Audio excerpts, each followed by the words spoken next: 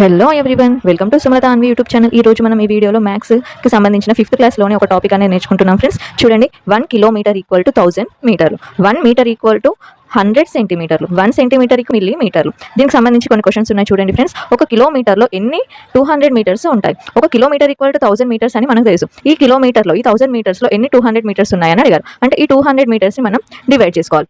Metre cancel, 2 zeros cancel, 2 1s 2 5s. అంటే 1 కిలోమీటర్లో 200 metres ఎన్ని ఉంటాయి?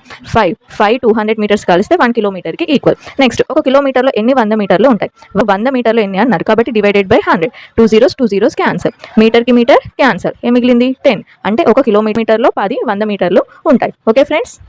నెక్స్ట్, 1/2 కిలోమీటర్ ఈక్వల్ టు ఎన్ని మీటర్స్ అని 1 కిలోమీటర్ అనుకుంటే 1 kilometre equal to 1000 metres by 2 1s 2 5s 0 అంటే 500 metres. 1/2 kilometre equal to 500 metres. 1/4 kilometre అంటే 1 kilometre ఎంత మనకి?